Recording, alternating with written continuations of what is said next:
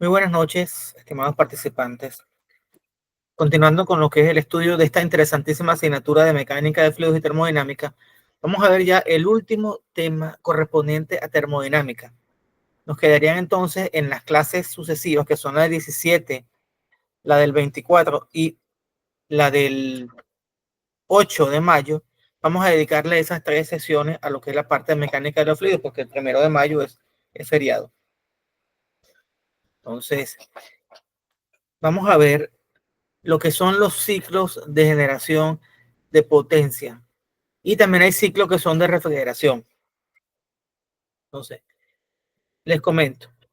El ciclo de generación de potencia más antiguo, y cuando pueda proyectaré. El ciclo de generación de potencia más antiguo que existe es el ciclo Rankine. Es un ciclo de generación de vapor y ese vapor es transferido a una turbina térmica para generar potencia. Y es potencia, la podemos ver en el movimiento de barcos, en el movimiento de locomotoras, como era tradicionalmente las locomotoras a vapor.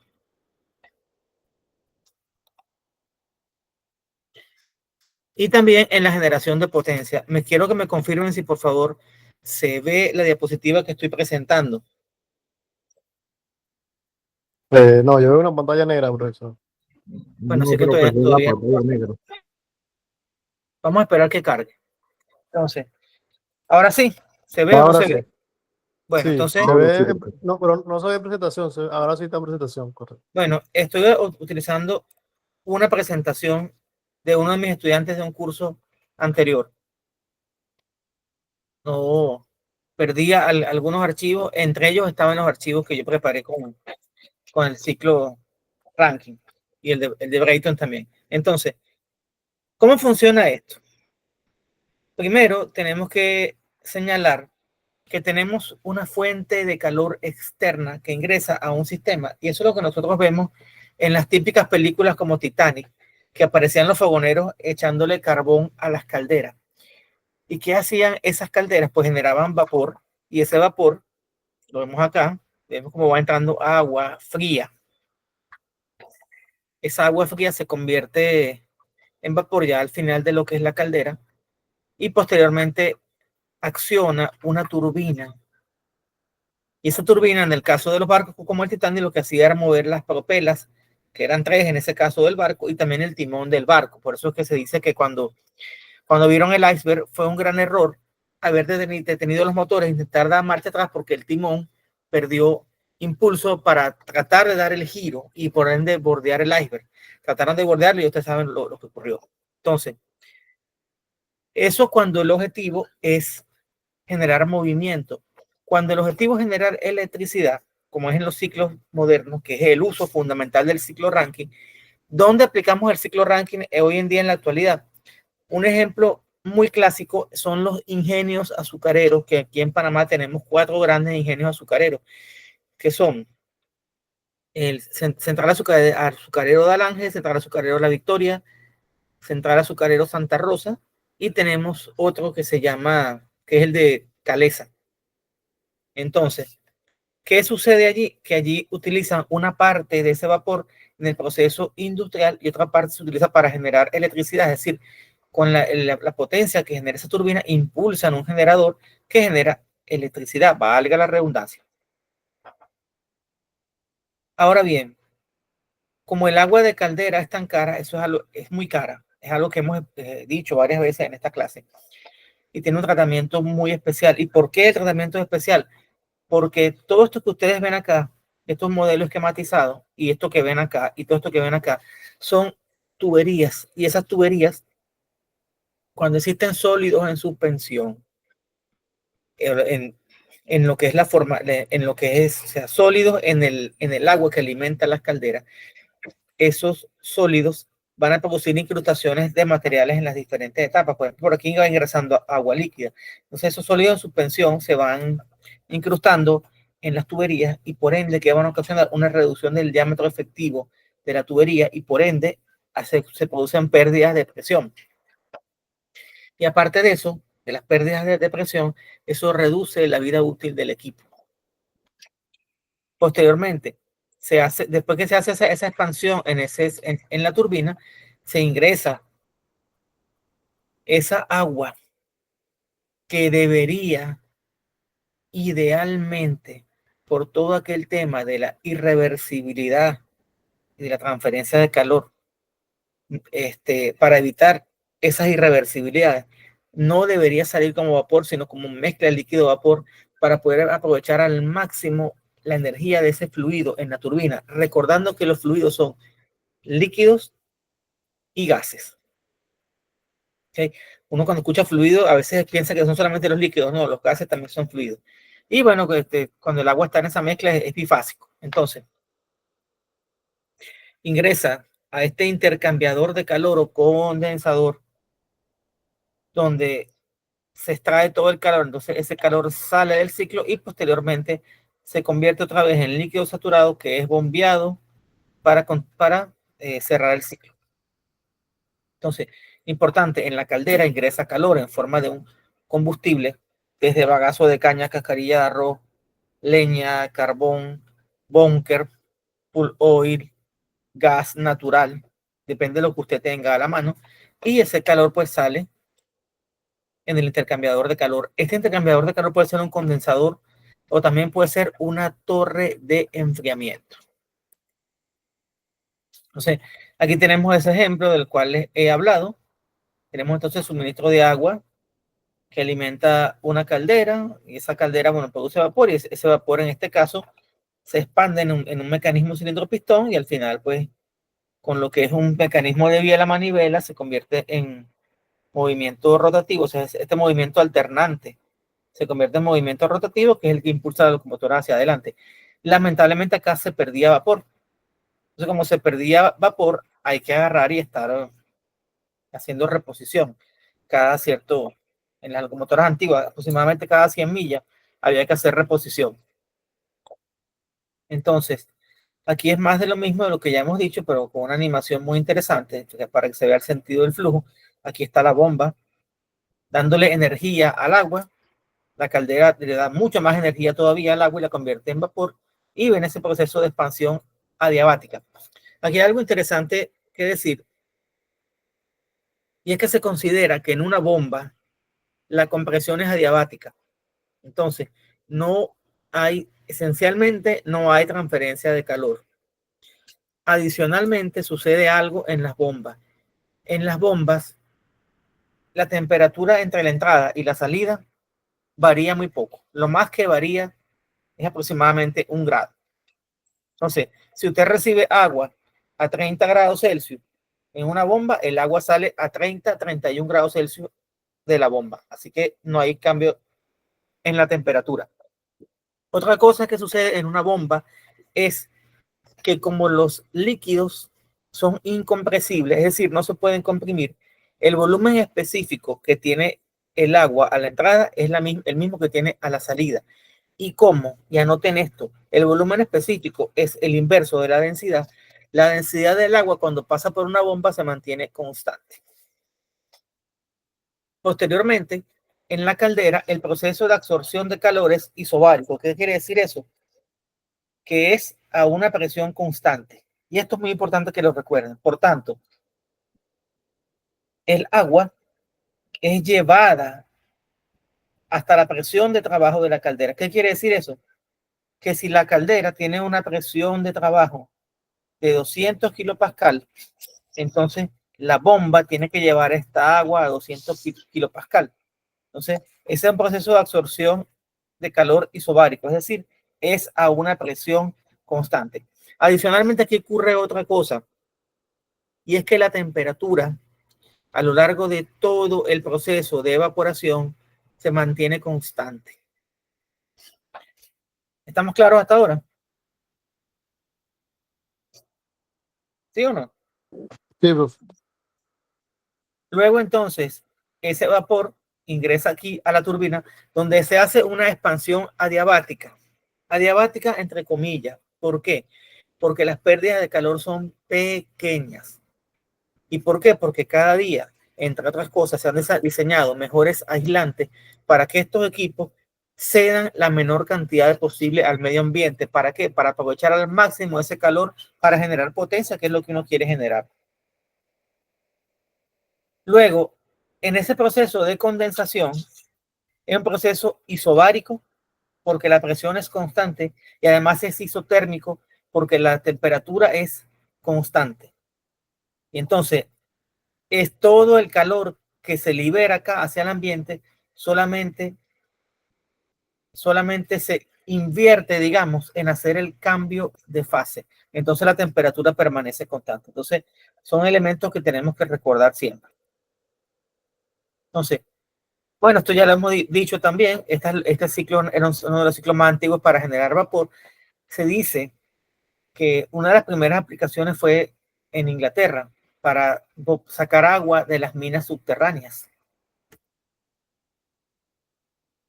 Aquí tenemos un poco lo que es el diagrama de presión contra volumen específico. Bueno, aquí puede ser volumen o volumen específico del agua en este caso. Entonces, fíjense que por acá tenemos este domo, esto le llamamos el domo de saturación. A partir de la derecha, de esto es la izquierda, porque yo lo estoy viendo de frente, para mí es la izquierda. A la izquierda del domo y hacia el eje vertical, todo lo que está por acá es líquido. Cuando el líquido está sobre el domo es líquido saturado. Cuando el líquido está hacia la izquierda del domo es líquido comprimido. Se llega a un punto máximo, que es un punto crítico, donde se pasa directamente del líquido saturado a vapor saturado.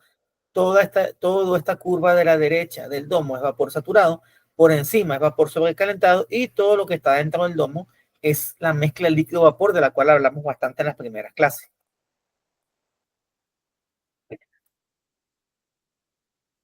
Tenemos también el diagrama de temperatura, entropía, que también es bien interesante. De acuerdo con este diagrama de temperatura, entropía,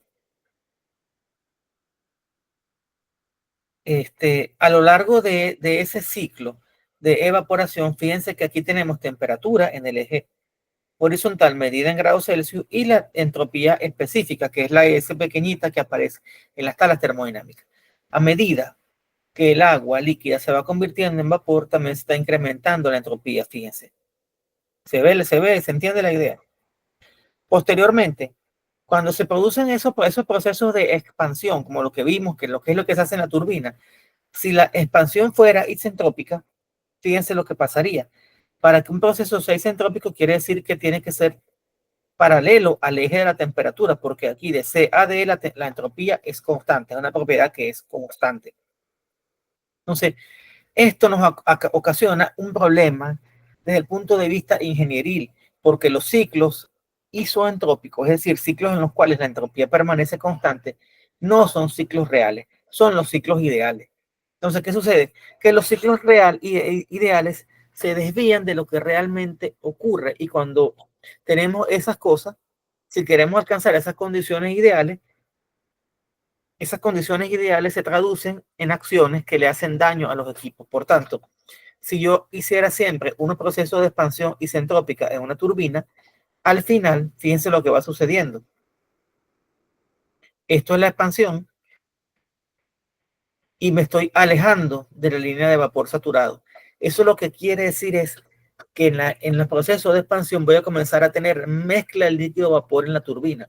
Y a tener mezcla líquido-vapor en la turbina, lo que voy a obtener es problemas técnicos que aparece lo que hemos llamado cavitación.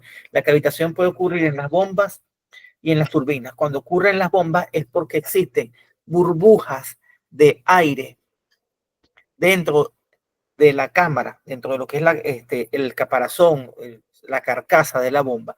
Cuando pasan de un lado al otro de la bomba, como están girando a 3.800 o 3.600 RPM, son como proyectiles que impactan en el rodete, impeller o impulsor de la bomba. Son términos sinónimos, aunque el término correcto es rodete, y también en la voluta de la bomba. Entonces son como balas, perdigones o lijas que te terminan dañando internamente y hace un ruido espantoso. Lo mismo ocurre en la turbina.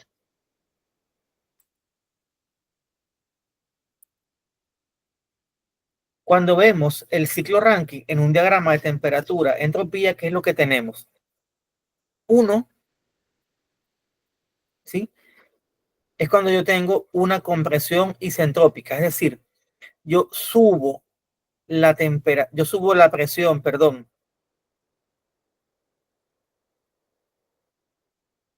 Yo subo la presión del fluido de trabajo. Posteriormente, de 2 hasta 3, esta línea es una línea de presión constante. Yo lo que voy a hacer es que voy a incrementar la temperatura. Recuerden, yo debo llevar el agua líquida hasta la presión de trabajo de la caldera. Entonces, aquí del punto 1 al punto 2, lo que se hizo fue que se incrementó la presión de la caldera, que es lo que aquí llaman compresión. Posteriormente, de 2 hasta 3, manteniendo la presión constante, yo voy a evaporar esta agua que está en estado líquido para convertirla en vapor. Cuando alcanzo acá la temperatura de evaporación o el punto de ebullición, entonces convierto este líquido, que es un líquido comprimido, en líquido saturado. Posteriormente, ese líquido saturado comienza a calentarse, aparecen las primeras gotas de vapor, y a medida que voy avanzando por esta línea roja dentro del domo, se obtiene diferentes niveles de calidad. Mientras más yo me acerco hasta el punto 3, va aumentando la calidad. ¿Por qué? Porque existe más vapor que agua líquida. Hasta que al llegar al punto 3 obtengo vapor saturado. Cuando obtengo vapor saturado, puedo concluir aquí e iniciar el proceso de expansión isentrópica en una caldera, o yo pudiera también ir más allá, ir hasta vapor sobrecalentado con una temperatura mayor, manteniendo esa presión, y después entonces hago la expansión en la caldera, en la turbina, perdón. Pero ¿qué sucede acá? Acá hago esta expansión ideal que me va a tener que en las últimas etapas de la turbina tenga vapor. Entonces esto es ese proceso de expansión isentrópico, y posteriormente desde 4 hasta 1 voy a tener el proceso de condensación, que es un proceso a temperatura constante, pero que hay una reducción de la entropía, porque fíjense que la entropía al ir de 4 hasta 1 va descendiendo en el eje horizontal, en el eje X, que es donde se mide la entropía. Entonces, bueno, esto ya lo hemos explicado y lo tienen de esta manera con más detalle. Y también es importante recordar lo que hemos dicho. Existen dos dispositivos mecánicos, dos dispositivos que tienen eje en este ciclo Rankine básico. El primero es la turbina, que la turbina lo que hace es producir potencia. Y el otro dispositivo es la bomba. La bomba consume potencia. La bomba disminuye la potencia de la turbina. Y tenemos también entonces dos equipos donde existe transferencia de calor. Primero es la caldera y el segundo es el intercambiador de calor. ¿Alguna pregunta, alguna inquietud, alguna duda?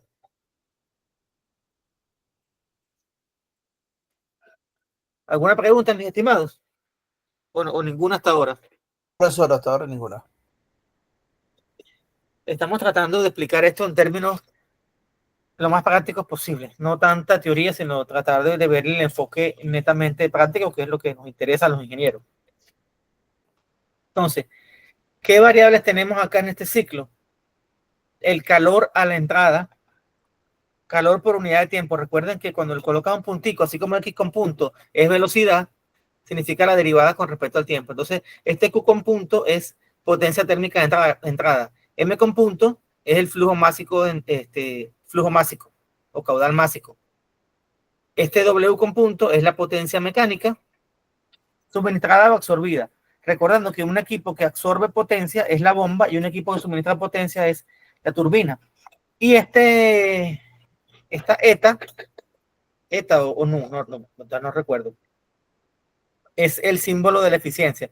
Recordando que la eficiencia es la potencia generada, la potencia neta, que la potencia neta sería la potencia de la turbina menos la potencia de la bomba entre el calor suministrado en la caldera. y que vamos a tener entalpías de los estados principales del ciclo.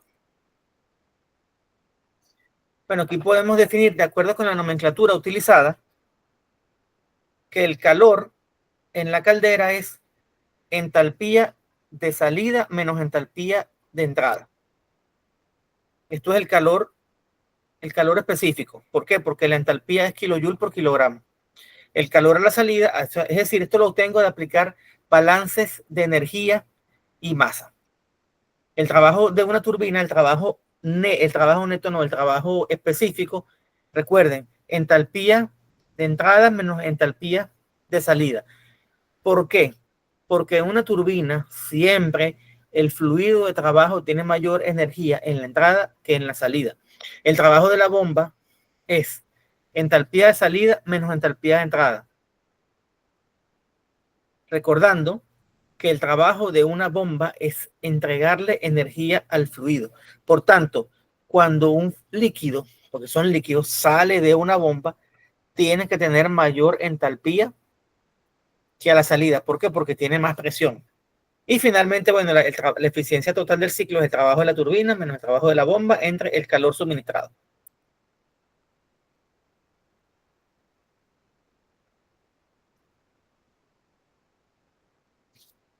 Y esto que tenemos acá, lo que nos dice es que podemos obtener la entalpía total o la energía interna total multiplicando por la masa. La eficiencia térmica la hemos definido como el trabajo obtenido entre el calor suministrado.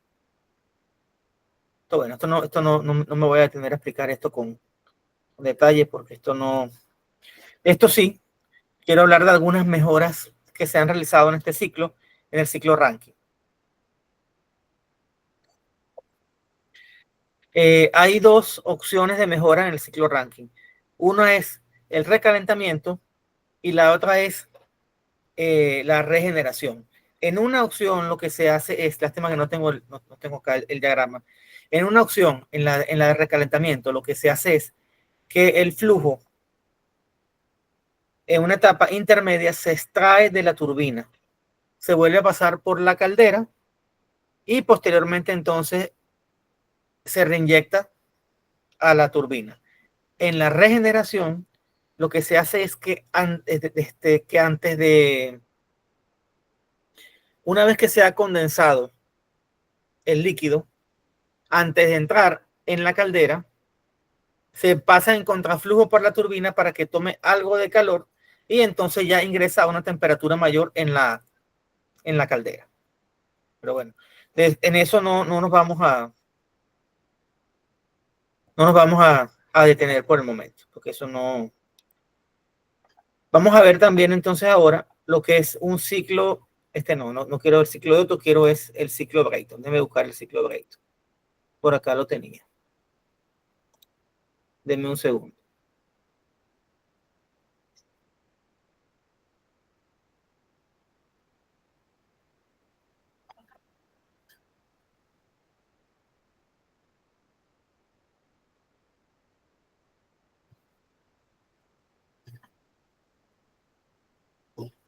Caramba, qué raro, no tengo que ir ciclo de Brayton. Déjame buscarlo por otra fuente, ya va.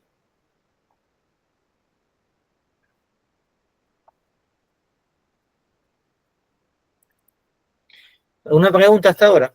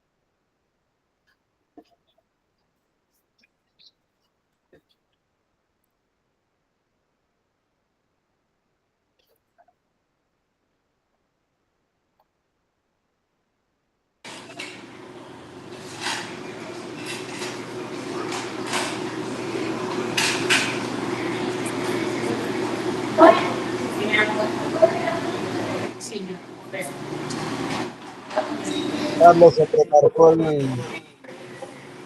Abrite el micrófono, Carlos.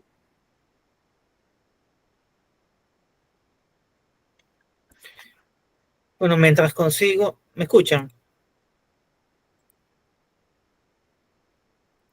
Bueno, mientras Sí, consigo les comento entonces, ya conversamos bastante del ciclo Rankine. Existen otros dos ciclos importantes que aplican motores térmicos. ¿Cuáles son esos ciclos? Y se me apagó otra vez la cámara. Bueno, eso que la tengo que encender. Ahora sí. Existen dos ciclos que son importantes y que se aplican con los motores de combustión interna. Son el ciclo de Otto y el ciclo diésel. El ciclo de Otto es un ciclo en el cual se basan los motores de combustión interna a gasolina, y el ciclo diésel, como su nombre lo dice, es el ciclo que se aplica para los motores pesados, que son los motores que trabajan con combustible diésel. ¿Cuáles son las diferencias fundamentales de estos dos tipos de motores? El motor diésel y el motor Otto.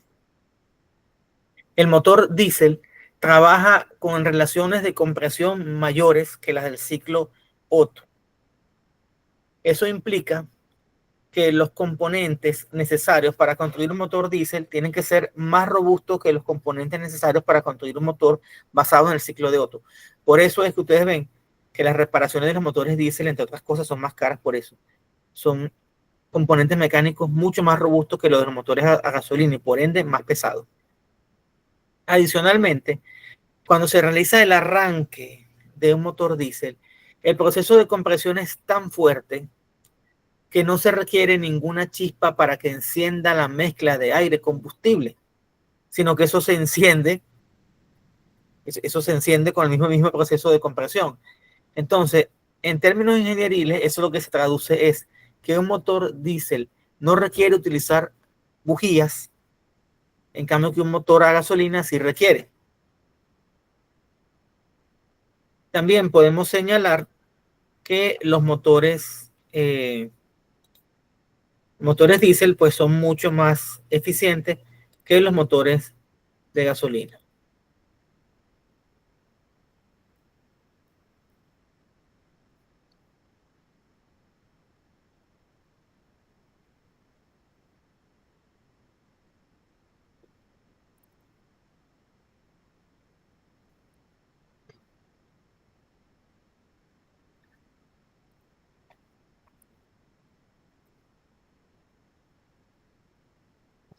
¿Alguna pregunta, mis estimados?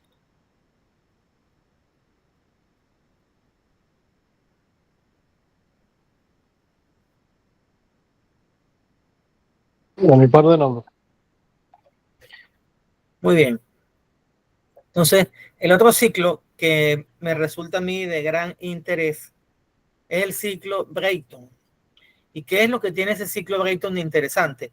Es el ciclo de las turbinas a gas. ¿Y dónde utilizamos turbinas a gas?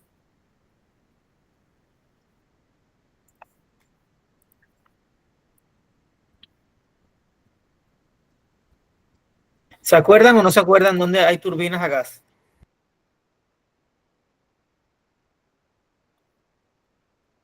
Los sistemas de calefacción de edificio, algo así. Podría ser. Bueno, en esos sistemas de calefacción tenemos calderas, podemos tener calderas a gas, pero ¿dónde se les ocurre a ustedes que existan turbinas a gas para generar potencia? La termoeléctrica. En las termoeléctricas puedes tener turbinas a gas. Muy bien, excelente. ¿Dónde más puedes tener turbinas a gas? Motores de avión. En los motores de avión, que son una de las aplicaciones más importantes. Entonces, en esencia, oye, no sé, no consigo el archivo. Y yo pensaba que lo tenía en el aula virtual y no está. Entonces, estos ciclos son ciclos de Brayton, que fundamentalmente lo que consisten es en un intercambiador de calor, una cámara de combustión, una turbina y un compresor, pero estoy buscando el bendito archivo y no lo encuentro. Qué cosa tan extraña.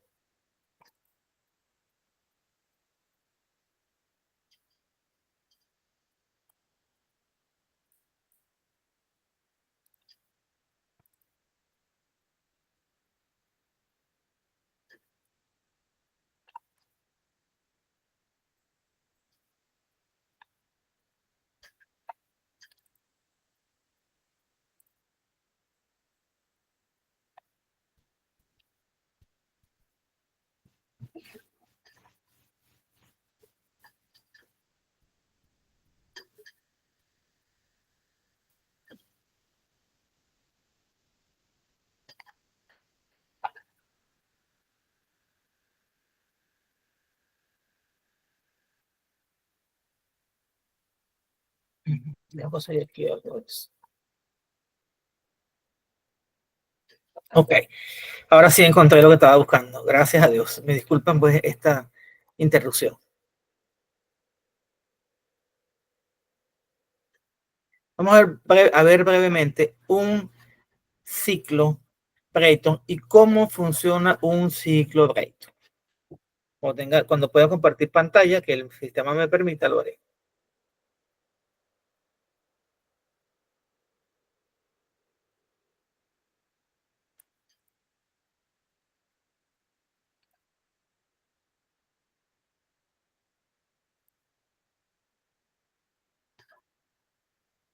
Entonces, como uno de ustedes por allí me dijo hace algunos minutos atrás, estos sistemas se aplican en las plantas de generación termoeléctrica.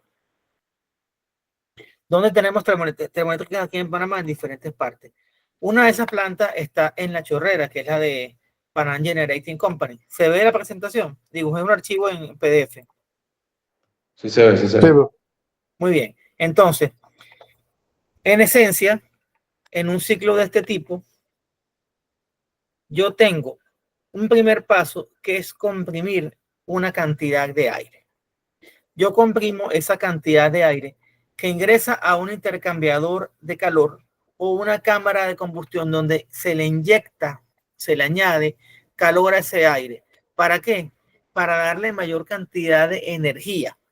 Recuerden ustedes que lo que hace el calor es una fuente de energía. Por tanto, si yo le añado calor en un intercambiador de calor, como una caldera, como una cámara de combustión, a un fluido, lo que estoy haciendo es darle mayor entalpía, es decir, mayor energía. Recordando que la entalpía tiene un componente de energía interna y un componente de P por volumen. Entonces, que es el trabajo asociado al desplazamiento del fluido. Entonces, sale este fluido a una temperatura mayor aquí, pero con la misma presión. Realiza un proceso de expansión en esta turbina. Esta vez no es una turbina de vapor, sino que es una turbina de gas. Esa turbina impulsa un generador de electricidad y también utiliza una parte de su potencia para mover el compresor. Y este es un esquema antiguo. ¿Por qué? Porque es como que la turbina impulsara directamente al compresor.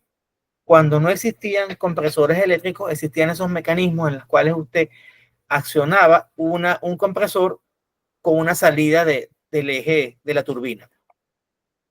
Y para que tengan una idea, entre el 60 y el 80% de la potencia que genera la turbina la absorbe el compresor. Bueno, posteriormente que se hace este proceso de expansión, ingresa este aire a un intercambiador de calor donde es enfriado y entonces se libera calor al ambiente y posteriormente se reanuda el ciclo. Esto con respecto a lo que es la modelación, pero en un ciclo Brayton real, como el que se tiene en los aviones, no existe este intercambiador de calor, sino que, bueno, los gases se escapan, digamos, y se pierden y después se vuelve a absorber aire fresco en el compresor, que se le incrementa la presión, posteriormente va a la cámara de combustión y posteriormente entonces ingresa a la turbina. Entonces, aquí es un problema largo donde me piden calcular la presión y la temperatura en cada punto.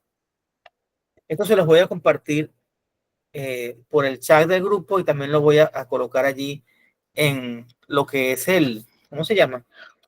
En lo que son los recursos ahí en el Moodle. Entonces, calcule la presión y la temperatura en cada punto, el trabajo requerido para mover el compresor, el calor añadido en el intercambiador de calor, el calor cedido al ambiente, el trabajo neto de la turbina y la eficiencia neta del ciclo, la eficiencia del ciclo, perdón. Entonces, para estos casos que vamos a considerar que son procesos ideales, vamos a suponer que el compresor y la turbina son adiabáticos. Es decir, ¿adiabático qué era, por cierto? ¿Qué es adiabático?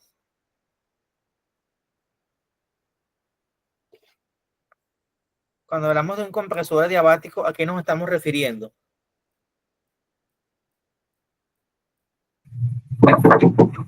Entiendo que no hay transferencia de calor, pero sí hay trabajo. Exactamente. Y además, si yo les digo que en este compresor, en esta turbina, no hay ningún tipo de fricción ni nada, ¿qué más les estoy diciendo? Que es ideal. Que es ideal.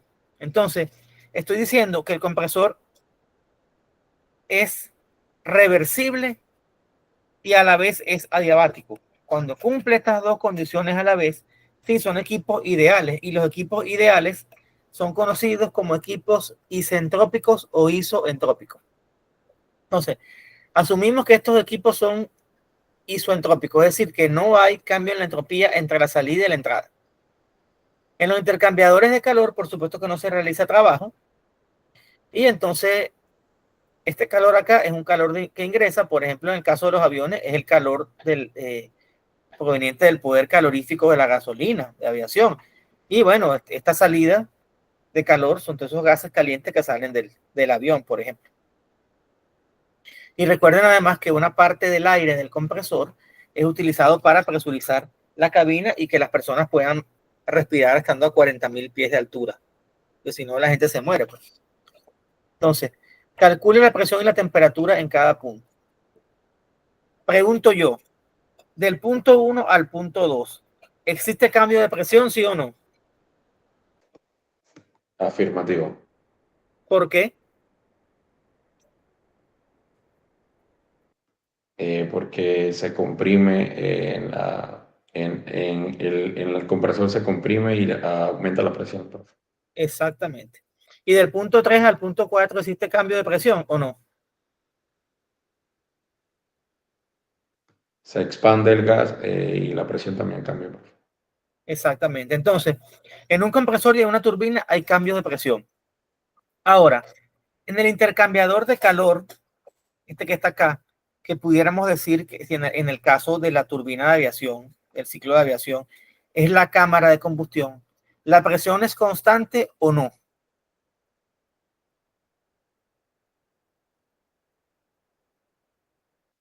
Yo diría que sí, profe. Sí. Aunque no es del todo constante, porque siempre existen pequeñas pérdidas por la longitud de la tubería, la fricción y todo aquello. Esas pérdidas son pequeñitas, tanto en el intercambiador de calor de la entrada como en el intercambiador de calor a la salida. Entonces, en un intercambiador de calor podemos decir que las pérdidas de presión son muy pequeñas. Entonces, bajo esa perspectiva, T2 es igual a T3. Y, perdón. La presión 2 es igual a la presión 3. Y la presión 4 sería igual entonces a la presión 1. La presión 2 es mayor que la presión 1 y la presión 3 es mayor que la presión 4. Adicionalmente, hay una cosa importante que tenemos que decir acá. La temperatura 2 es mayor que la temperatura 1. ¿Por qué? Porque ese aire, al adquirir energía, ese cambio de energía, siendo un gas ideal, porque los compresores usualmente trabajan a presiones bajas. Cuando decimos bajas presiones, vamos a explicar qué significa eso. ¿Quién trabaja en una planta industrial? Que levante la mano, por favor.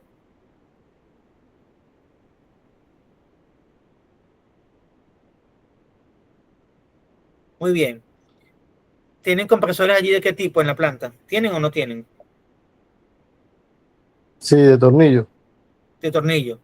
Muy bien. ¿Y usted, Samuel, tiene compresores también en la planta? Sí, profesor, de la dobladora, de las máquinas de que crean los pilotes también, las dobladoras de pilotes y demás. De tornillo también. Son más que nada dobladoras industriales para crear los pilotes de las bases. No, perdón, los compresores son de tornillo, ¿o no? Sí, correcto, correcto. Los compresores hoy en día, la mayoría son de tornillo porque es la tecnología más eficiente en comparación con los compresores de pistón, que el desgaste es menor, la transferencia de calor es menor, el mantenimiento es más económico. Esas son las razones por las cuales se ha pasado a usar compresores de pistón, compresores de tornillo. ¿Qué presión manejan allí usualmente los compresores? Máximo 95 PSI. Ok, ¿y usted, Samuel, en su plata, lo tiene por ahí a mano o no? No lo tengo a mano, pero más o menos por ahí debe estar el rango, profesor. Exactamente.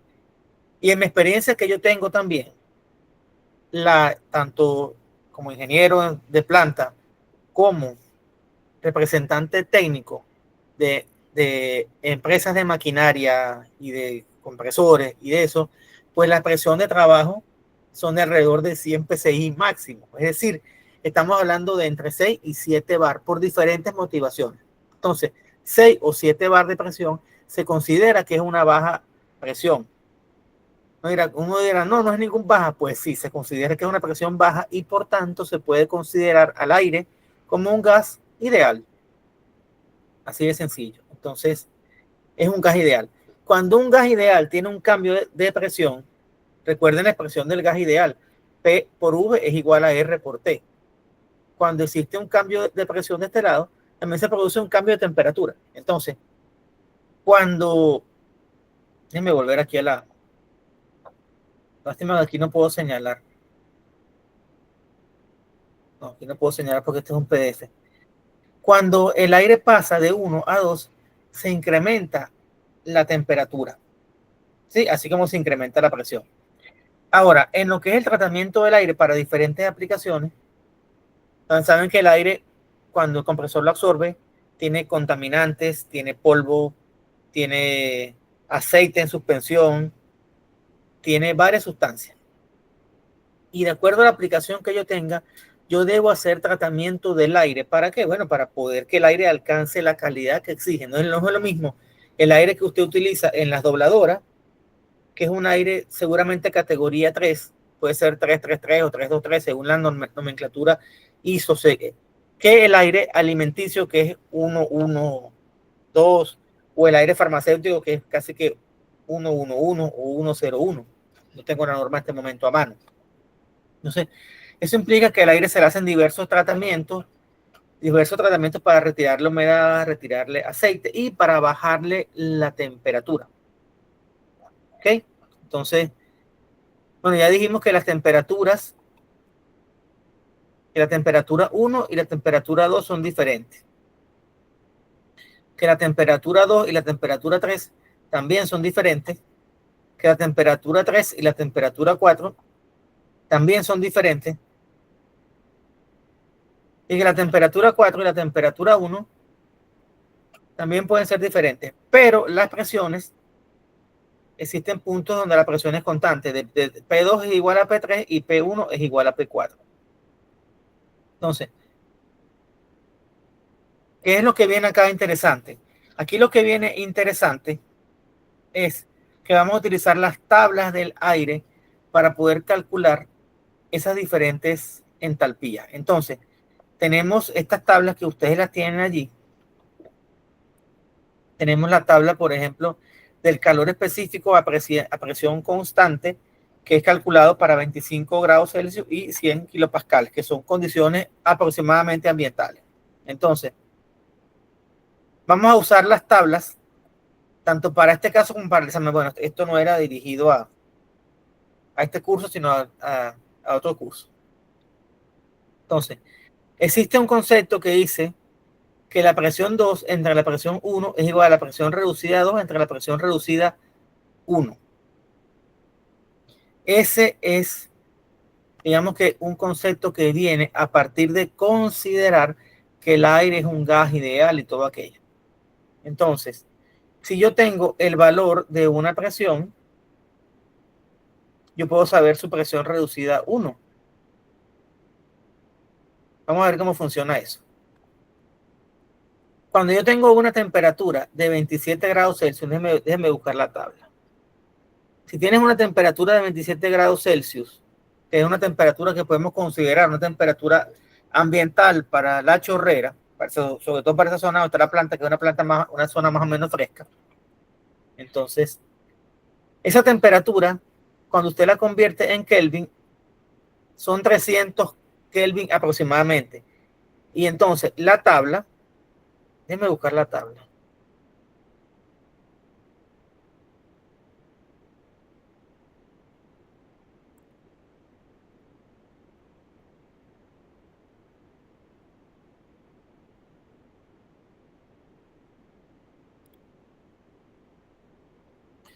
La tabla te va a permitir obtener esas propiedades.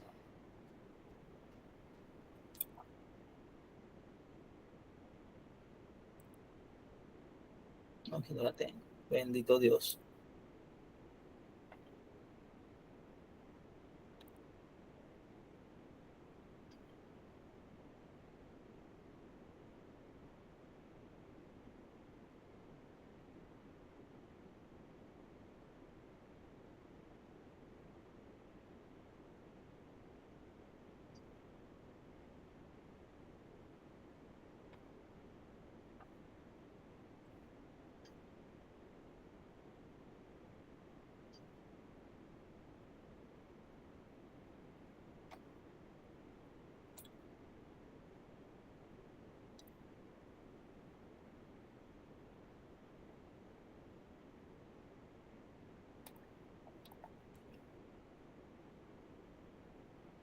Bueno, con este valor de 300 Kelvin, yo voy a leer en la tabla A7.2. No sé si ustedes la pueden bajar para que también me vayan siguiendo. O sea, está en, si mal no recuerdo, en el módulo 1 del Moodle.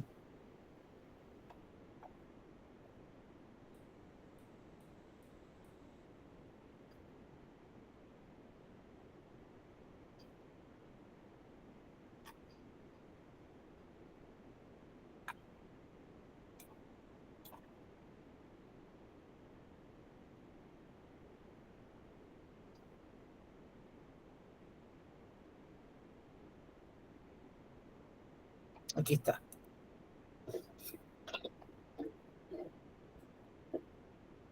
Vamos a ver qué versión despublica aquí. Si la más actualizada, perfecto, la más actualizada. ¿Están viendo la tabla que estoy proyectando acá, muchachos, o no? Sí, profesor, sí se ve. Muy bien, entonces, la tabla A7 es la tabla del aire como gas ideal. Vamos a ampliarla lo más que yo pueda. Algo interesante de esta tabla es lo siguiente.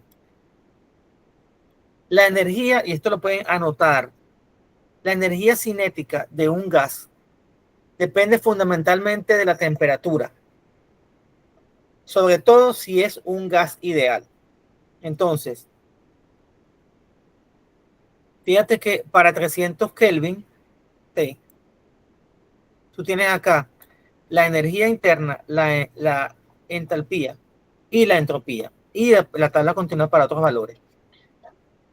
Ahora, en un gas ideal, la energía interna depende fundamentalmente de la temperatura. Como es un gas ideal, la presión por el volumen específico es igual a R por T, ¿cierto? Esa es la ecuación de estado de un gas ideal. Adicionalmente, hemos definido inicialmente la entalpía como la energía interna más presión por volumen específico. Como presión por volumen específico es igual a R por T por la ecuación de estado del gas ideal, de ahí se puede concluir que tanto la entalpía como la energía interna de un gas ideal dependen exclusivamente de la temperatura, no dependen de la presión. Entonces, en la tabla A7.1 yo puedo leer la entalpía de ese gas ideal, de ese aire, que es 300.47 grados Celsius. ¿Estamos?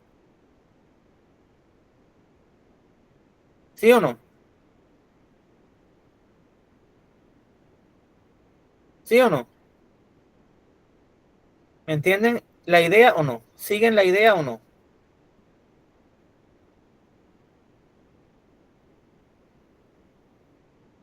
Repito, si yo tengo que a la entrada, donde está la succión del compresor, la temperatura ambiente es 27 grados Celsius y yo le sumo 273,15, eso lo que quiere decir es que la temperatura es 300 Kelvin. Y esos 300 Kelvin, y para 300 Kelvin, el aire tiene una energía interna U de 214,36 kilojoules por kilogramo y tiene una entalpía de 347 kilojoules por kilogramo. Vamos a ver ahora la otra tabla, que es esta tabla que está acá, la A7.2, que es la tabla de la presión isentrópica relativa y el volumen relativo. Entonces, esto que hemos llamado PR o presión reducida, digamos que es una propiedad que resulta de aplicar las condiciones ideales de un gas. Entonces, tiene su explicación acá. ¿Cómo funciona esto? Miren, aquí está. Cuando tienes un proceso isentrópico, presión 2 entre presión 1 es igual a PR2 entre PR1.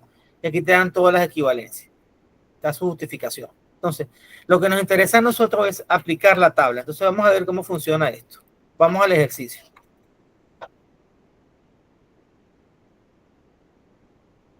La presión reducida 1 para una temperatura de 300.15. Volvemos otra vez a la tabla.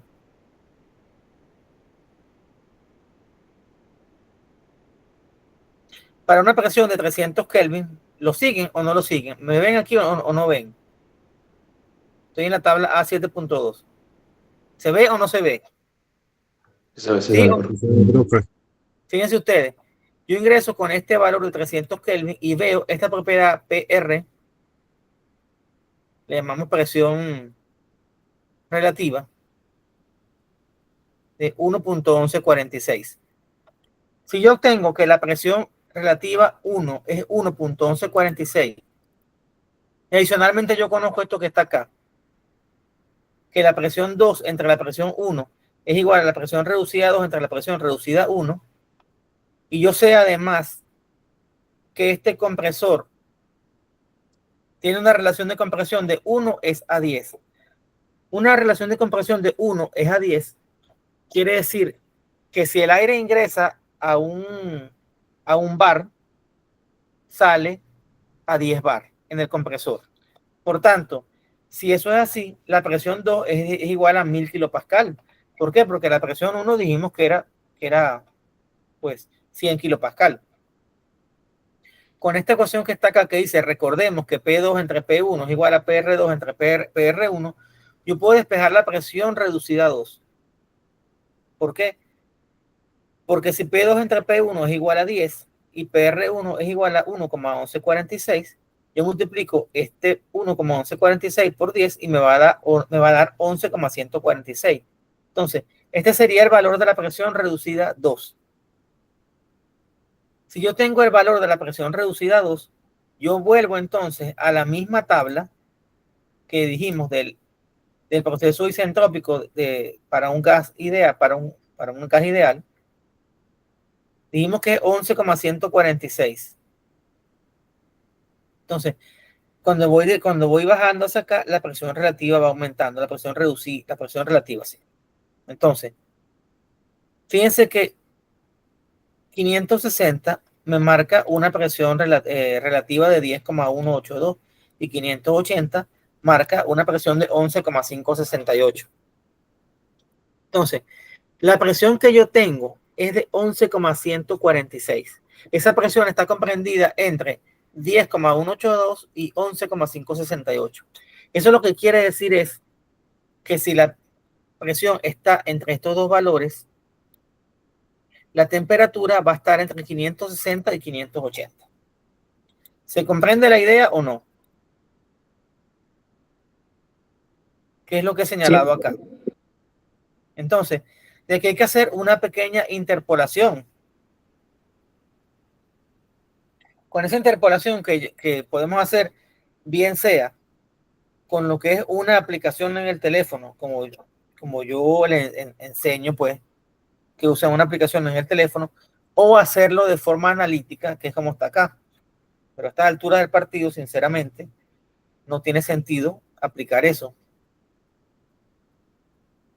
Pero bueno, pueden ustedes bajar una aplicación en su celular para hacer la interpolación. Lo que hay que saber acá es quién es X y quién es Y. Eso es lo interesante.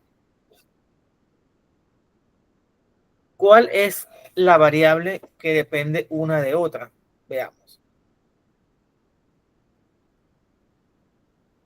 En este caso, yo tengo es la presión y desconozco entonces es la temperatura.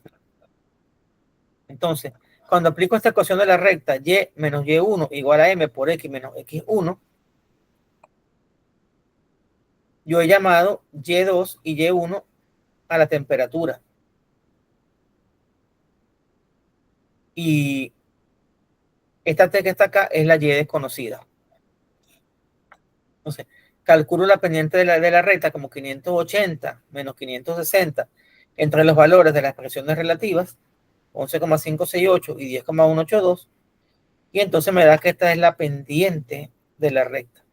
Luego, despejo y de acá, y igual a y1 más m por x menos x1. ¿Quién sería mi x? En este caso mi x es 11,146. Entonces, aplicando todas estas operaciones, que ustedes pueden verificar con calma, me da entonces que la temperatura a la salida del compresor es de 573 grados, perdón, 573 Kelvin. Pregunto yo ahora, ¿es lógico que la temperatura a la salida de un compresor sea mayor, sí o no? Temperatura del aire. Sí, Sí, es lógico. Y por eso que ustedes ven que colocamos las trampas para sacar condensado y colocamos los enfriadores para que el aire alcance la temperatura que nosotros necesitamos. Entonces, ya tenemos la temperatura 1, que es la temperatura de la entrada del compresor, que es 300 Kelvin. Con este artificio hemos calculado la temperatura 2. Y para calcular la temperatura 4, aplicamos el mismo procedimiento. ¿Qué sucede acá? Entre 4 y 3. En 3 ingresa a una temperatura alta y en 4 sale a una temperatura más baja. La presión 2 es la misma presión 3 y sería en este caso sería 1000 kilopascal. ¿Por qué? Porque sencillamente dijimos que en el intercambiador de calor, en este intercambiador de calor, no hay variación de presión. Entonces, la presión 3 es igual a la presión 1, que es igual a 1000. Y la presión 4, como en este intercambiador de calor tampoco hay pérdida de presión y al final este flujo se conduce hacia la entrada del compresor, pues la presión 4 es igual a la presión 1. Por tanto, la presión 3 vale 1000 y la presión 4 vale 100 kilopascal. Entonces, tenemos acá también la misma situación que tengo. Planteamos esta ecuación que está acá. La presión 3 entre la presión 4 es la presión reducida 3 entre la presión reducida 4. Pero ¿cómo sabemos que la presión 3, que para la presión 3 es igual a 1000, cómo sabemos el valor de la temperatura?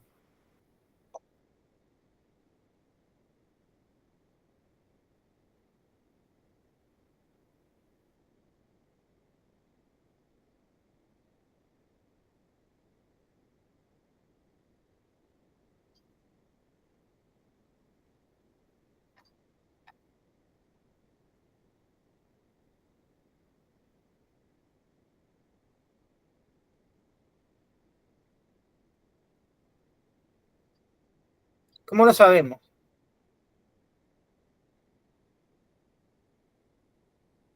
También lo vamos a saber con el tema de las presiones relativas.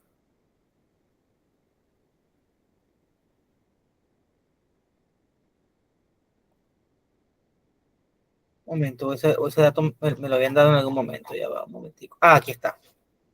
Aquí está. A la salida del intercambiador de calor, la temperatura es 1502 grados Celsius. Es decir, si tengo la temperatura 3. La temperatura 2 no la tenía, pero sí tenía la temperatura 3. Entonces,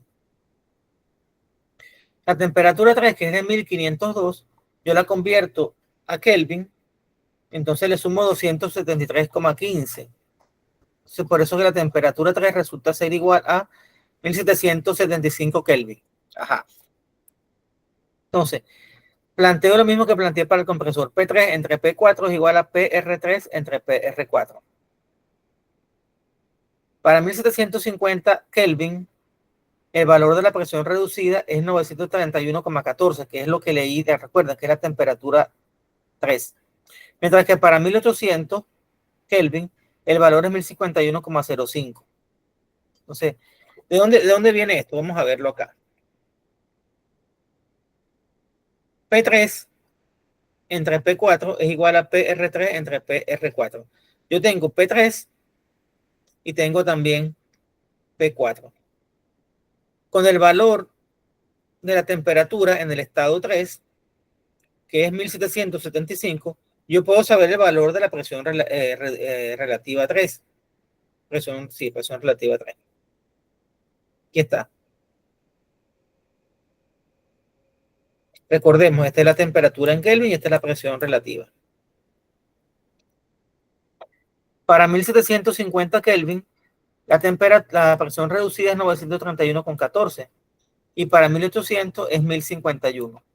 Como la temperatura es 1775, que es justamente el valor intermedio entre 931,14 y 1051, yo tomo el valor promedio, como el valor de la presión reducida. Entonces, esa presión reducida la tomo como 991,05. Vamos a sacar la cuenta aquí rápidamente para verificar. Dijimos que es el promedio entre 931,14 y 1051. Sacamos la cuenta. 931,14 más 1051,05. Lo dividimos por 2 y nos da 991,095. Entonces, vamos a calcular el valor de PR4. ¿Por qué? Porque ya tenemos PR3. Entonces, PR4, lo vamos a despejar de acá, va a ser igual a P4 entre P3 por PR3. Como P4 ya lo sabemos que vale 100 y P3 vale 1000, entonces equivale a que toda esta presión la dividamos por 1000. Entonces, dividiendo 991,095 por 10, nos queda aproximadamente 99,11. Vamos otra vez a la tabla la tabla A7.2 para una presión relativa de 99,11, que es lo que nos dio acá. Hacemos una interpolación y la temperatura vemos que está entre 1000, fíjense que es 99, y entre 1000 y 1050. Hacemos entonces un proceso de interpolación y nos da que la temperatura 4 es de 1018,93. Entonces, posteriormente hacemos un resumen. La temperatura 1 ya la conocíamos, es 300 Kelvin. La temperatura 2 la pudimos determinar, es 573 Kelvin. La temperatura 3 es 1775 y la temperatura 4 es 1018,93 Kelvin. Las presiones ya las teníamos. La presión 1 es igual a la presión 4, que son 100, y la presión 2 y la presión 3 son de 100 kilopascal. Ahora lo que sigue es calcular el trabajo para mover el compresor. Vamos a ver un momentico aquí arriba. El trabajo del compresor. ¿Dónde tiene más energía el fluido? ¿A la salida o a la entrada?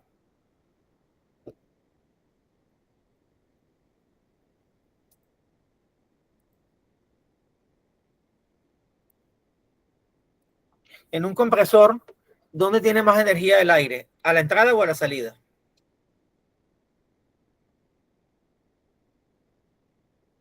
A la salida, ¿no? Exactamente. Por tanto, la entalpía a la salida es mayor que la entalpía a la entrada. Entonces, nosotros podemos decir tranquilamente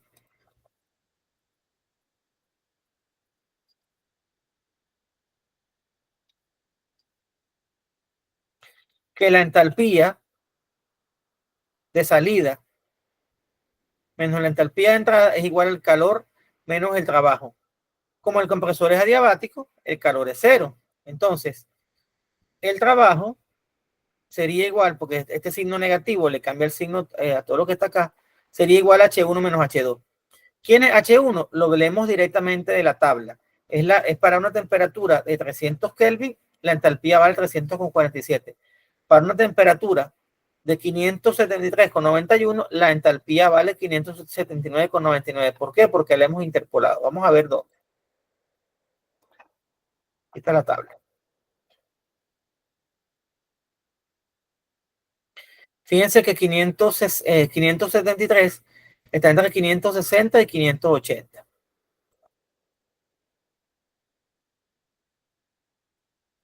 Aquí está.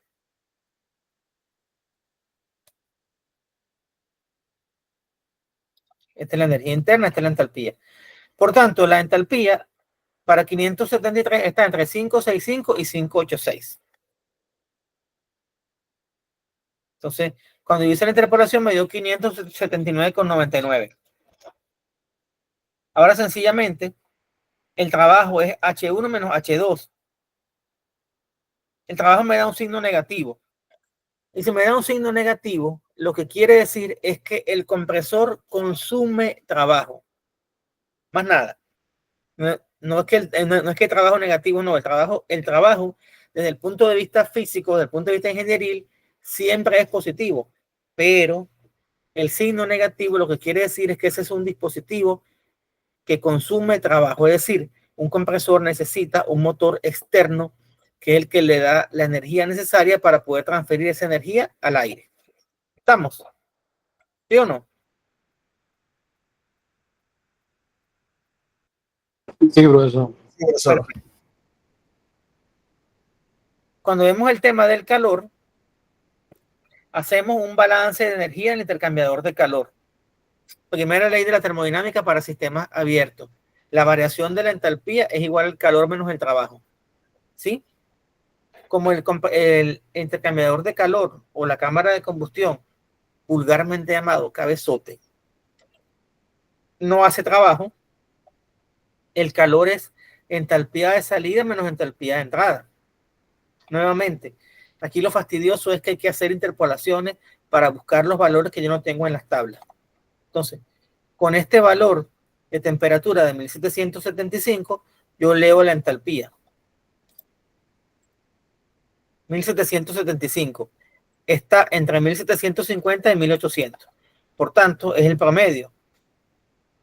Entonces, presento mi valor acá, que sería 1972,14 menos 579,99, entonces 1392. Eso es la cantidad de energía que se añadió en el intercambiador de calor. Para calcular el calor cedido al ambiente, sencillamente, el calor es entalpía de salida menos entalpía de entrada. La entalpía de salida es una entalpía baja, que es 300,47. ¿Por qué? Porque el aire sale a 300 Kelvin y esa entalpía ya la habíamos calculado, era H1, la habíamos leído directamente de la tabla. Y entonces, la entalpía 4 es la entalpía cuando se tiene una temperatura de 1018,93 Kelvin. Cuando tenemos 1000 Kelvin, lo vemos acá, la entalpía es aproximadamente 1046. Entonces, pues la entalpía para 1018 está entre 1045 y 1103. Entonces, pues me dio 1067,90. Entonces ese calor es negativo, menos 767,43, lo cual quiere decir que ese calor se pierde del sistema y es transferido al ambiente. Para calcular el trabajo neto de la turbina, hay que recordar que el trabajo neto es el trabajo que entrega la turbina menos el trabajo que consume el compresor. El trabajo neto del ciclo. Bueno, el trabajo neto del ciclo. ¿Quién hace trabajo? La turbina. ¿Quién consume trabajo? El compresor. Entonces, el trabajo que hace la turbina es de 904,54 kilojoules. Pero, kilojoule por kilogramo. Pero como la turbina mueve el compresor, sería entonces el trabajo de la turbina menos el trabajo que consume el compresor. Vamos a ver. Veo, aquí esto no me...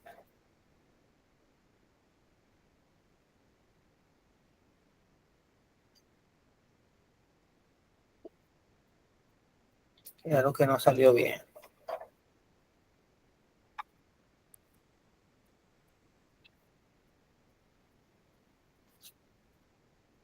$300,47 menos 579,99, 79,52.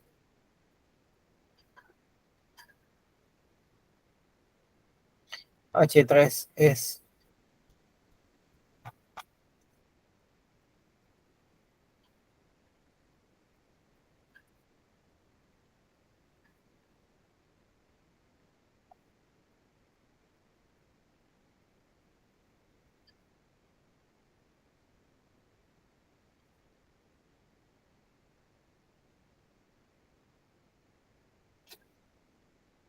H3 es 1972,14 menos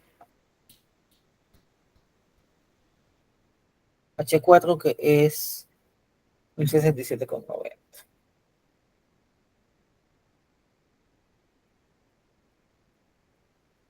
Exacto, el trabajo de la turbina está correcto.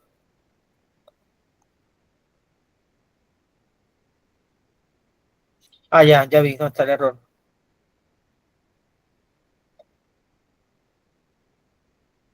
Aquí está el error. Aquí no había que restarle este valor, sino el trabajo del compresor, que es 279. Que ya lo habíamos visto hace rato.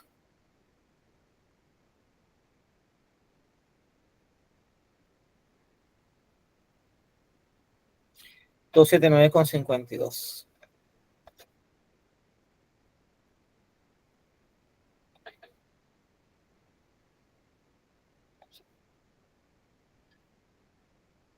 El trabajo neto no da este valor, sino 625,02. Y después entonces lo que hago es que lo divido entre el calor suministrado en la caldera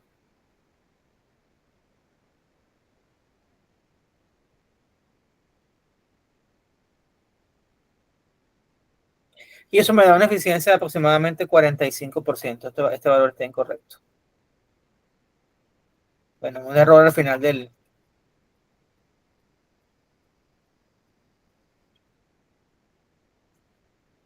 ¿Alguna pregunta, mis estimados? ¿Alguna duda?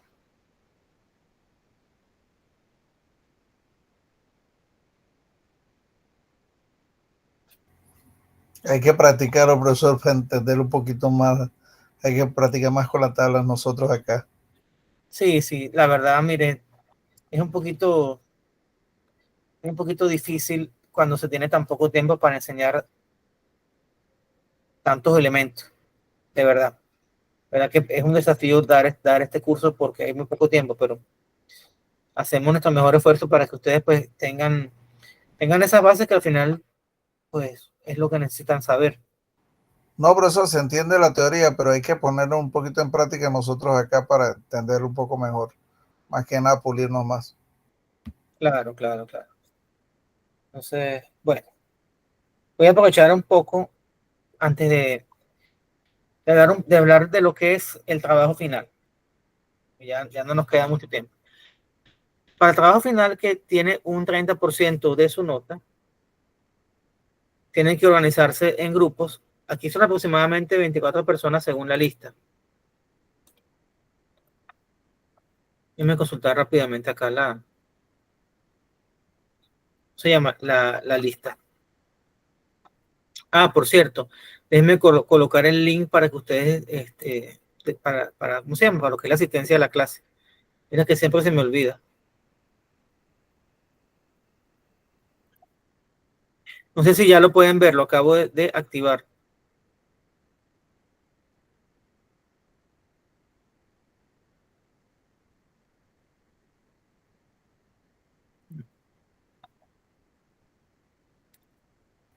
¿A dónde lo puso, profesor? Está en el primer módulo. Ya va. Dice que está puesto aquí hasta las... Es que no sé por qué motivo. No me actualiza. Sale bloqueado, profesor. ¿Está bloqueado? Sí, Se sale dice bloqueado. disponible hasta el 27 de marzo.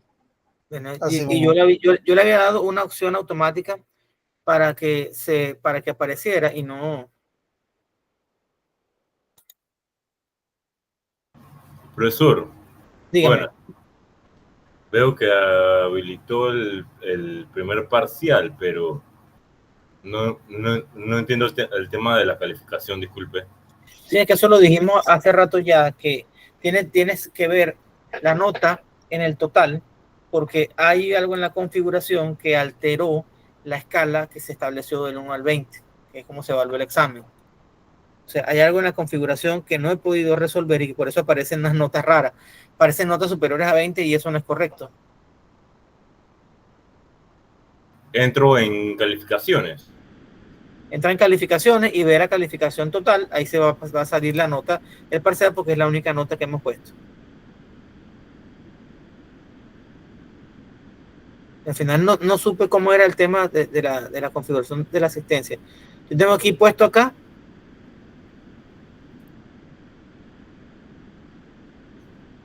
Quiero que me digan si ahora sí pueden marcar la calificación o no, por favor.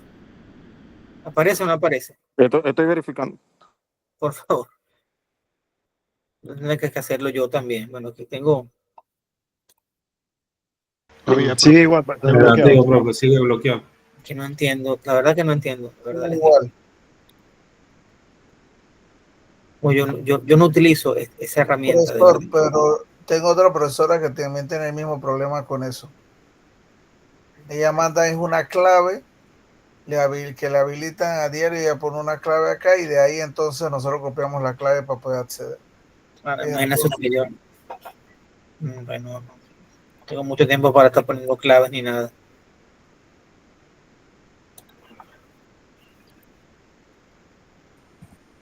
Profesor, buenas noches. Sí, buenas noches. Una consulta. En la plataforma hay una que dice tarea 1, tarea 2 y luego está el examen parcial, pero arriba de ese examen parcial aparece y que tarea 1. Yo me metí ahí un cuadro ahí. ¿Eso hay que hacerlo? Pues esa tarea 1 ya, eso estaba asignado hace rato, ya es la tarea que está en el módulo 3. Aparece en el módulo 3, exacto, pero no aparece como tarea para subir, aparece en un cuadro. No, esa era la guía, compañero. Hay un enlace había un enlace que decía disponible del 21 de marzo al 30 de marzo. Y esa tarea 1, esa era la guía, el enunciado de la tarea. Porque yo realicé una que era como llenar, que teníamos 2 horas. O sea, realicé 2 que teníamos 2 horas y entonces el examen también, pero ahora veo un cuadro ahí que aparece, no sé. Que había unos cuestionarios que eran sin nota y esa tarea es una actividad que es en grupo y que es la que estaba disponible del 21 de marzo al 30 de marzo, que había que adjuntar un archivo en ese enlace. Es que como yo me uní tarde a la misma aula virtual y todo eso. Escríbeme un correo para ver ese tema, por favor. Ok, pero no sé si es la misma que dice que a lo último dice y que fecha de entrega 7 de febrero del 2023 y al principio sí, un cuadro. Ese era el enunciado. Es esa. Sí. Aquí está el enunciado del proyecto integrador. Ustedes tienen que organizarse en grupo. Ustedes son aproximadamente 24, que era lo que estaba viendo yo en la lista, al final no pude ver nada. Entonces, organícense en grupo de 4 y tenemos acá estos temas que hay que desarrollar. Aquí en Panamá existen diferentes formas de generar energía. Tenemos, por ejemplo, turbinas eólicas ahí en Penonomé. Tenemos plantas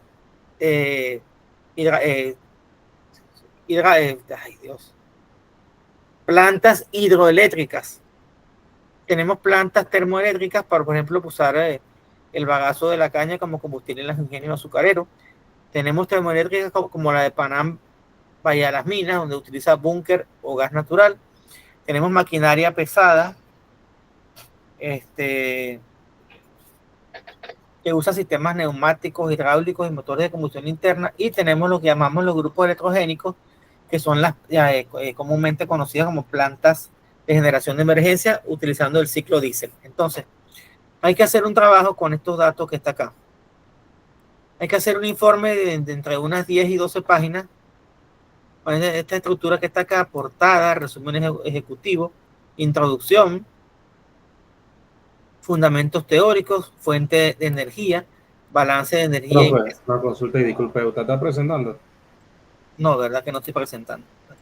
No había. No lo.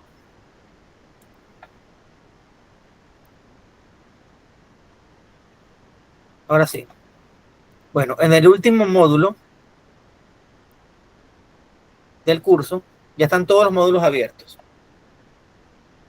En este módulo que está acá, donde está el examen parcial, por cierto, esta es la fecha del parcial, el 4 de mayo.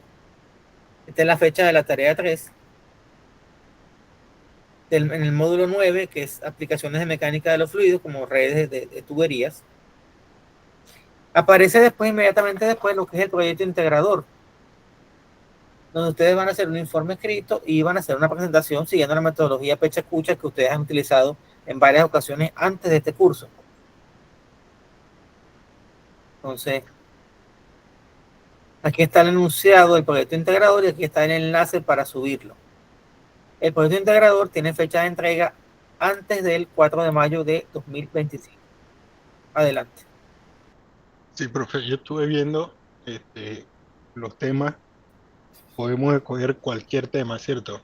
Y la descripción menciona que es en grupo de 2. Sí, pero hay 6 temas solamente, son grupos entonces de 4 para que ustedes son en total 24 personas en este curso. Ah, ok, grupo de 4 entonces. Sí, por favor, distribuyan entre ustedes los temas para que no exista repetición de temas. Ok, entonces Byron y yo nos faltarían 2 más y nosotros queremos escoger el tema 1. Por favor, sí, pónganse ustedes de acuerdo entre ustedes. Ustedes tienen su grupo de WhatsApp, por ahí se ponen de acuerdo para que no exista repetición de temas. No hay grupo de WhatsApp, profe. No hay grupo de WhatsApp, profe. Yo diría que para llevar un orden, no sé, la siguiente clase mejor lo exponga ahí en unos 5 minutitos. Pero, compañero, ahí en la plataforma está la opción de conformación de grupo. Ya. Yo no sé si está activa o no. Sí, está activa, acabo de entrar. Y si no, lo que podría hacer es activarla. Verificamos entonces. Sí, o si no, también lo que podemos hacer es lo siguiente, jóvenes. Vamos a agarrar y vamos a colocar en el foro. Vamos a colocar un foro para seleccionar el tema del proyecto integrador. Yo me ocupo de colocarlo y por ahí ustedes van escribiendo. Bueno, entonces, seguimos presentando el proyecto integrador. Vamos a ver, estaba aquí.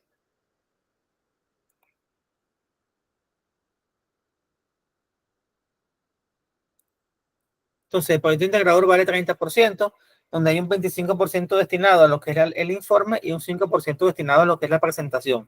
Entonces, aquí están los puntos: la portada, el resumen ejecutivo, la introducción, el desarrollo de la investigación con todos estos puntos que están acá, las ideas conclusivas, conclusiones y las referencias bibliográficas en formato APA, porque esas son las exigencias de la institución. Entonces, aquí están máximo 10 cuartillas sin las portadas ni las referencias, es decir, 10 páginas.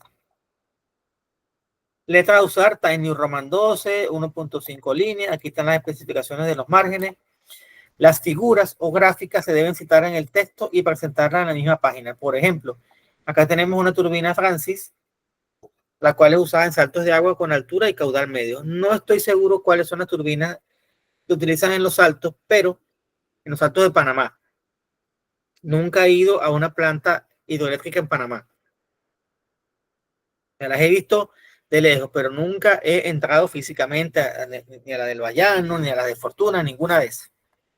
Entonces, pero lo que sí les puedo comentar es que una turbina de este tipo, una turbina Francis, es una de las más utilizadas para generar hidroelectricidad, y que la turbina Francis es utilizada en saltos de agua con altura y caudal medio. Entonces, digamos que las intermedias son las más comunes. Existen otras que son las llamadas turbinas Pelton, que son las que se utilizan cuando existen grandes caídas de agua, pero con caudales bajos.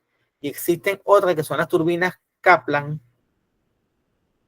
que son utilizadas cuando el caudal es alto, pero la diferencia de nivel es baja.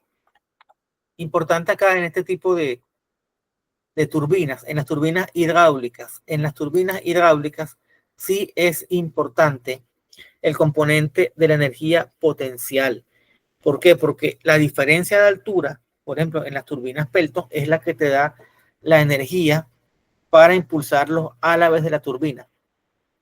Y en las turbinas, en las otras dos, es importante el componente cinético porque el agua tiene cierta velocidad. Entonces, aquí en este tipo de turbinas no existen el calor no existe, no hay energía térmica, existe trabajo y energía mecánica, es decir, energía cinética y energía potencial. En las turbinas eólicas no existe calor, existe la velocidad del viento, fundamentalmente, por tanto lo que hay es energía cinética. ¿Sí? En los motores de combustión interna, en los carros, en las plantas de generación de emergencia, existe calor y trabajo. El componente de la energía cinética y la energía potencial se deprecia. ¿Y qué otra aplicación dimos por ahí? Los ciclos de vapor. Ahí tampoco existe ni energía cinética ni potencial. Es depreciable en comparación con lo que es el calor, la energía interna, el trabajo.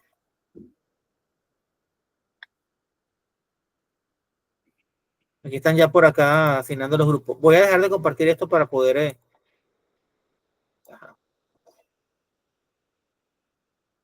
No, la grabación sí se está realizando, no hay problema. Joiner, Samuel y Torres van con el tema 3. Le falta un compañero allí, ¿yo? Anthony Persona van con el grupo 1. ¿Quién más está por allí? Que puede ir seleccionando su tema.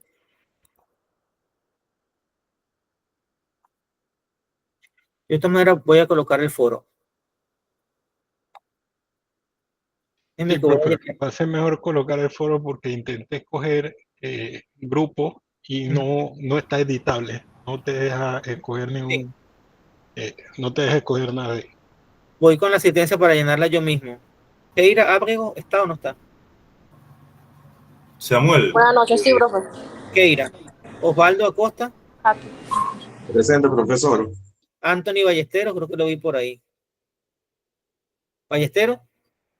Por aquí, otro profe, aquí. David Bernat.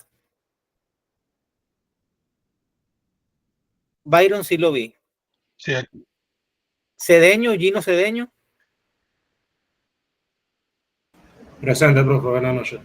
Buenas noches. Irving Espinosa. Sí, profe, buenas noches.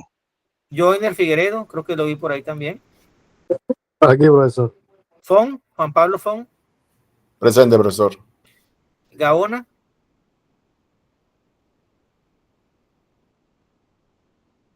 Creo que no está.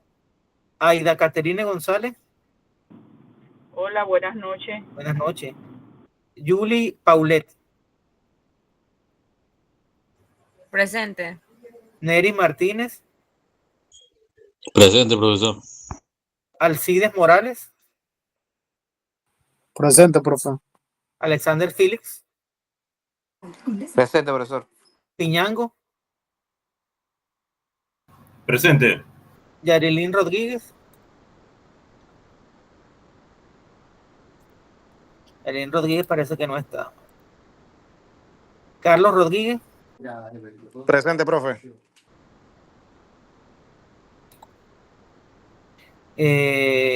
Carlos Rodríguez presente. Suami Saucedo. Samuel Valdés. Creo que lo vi por allí. Aquí, profesor. Aquí estoy. Jennifer Valois. Y Rufino. Profe, Yarilín tiene problema con la conexión. Ok, está perfecto. Vamos a anotarle por acá de esta manera. Profesor, Jair Gaona tiene problema con la conexión. Me acaba de chatear. No hay problema. Está bien. David Bernat.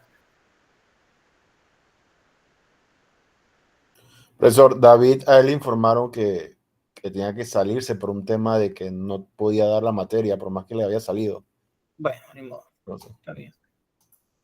Igual yo lleno esto porque me lo exigen, pero yo no le meto mente a eso. Bueno, entonces voy a crear el grupo.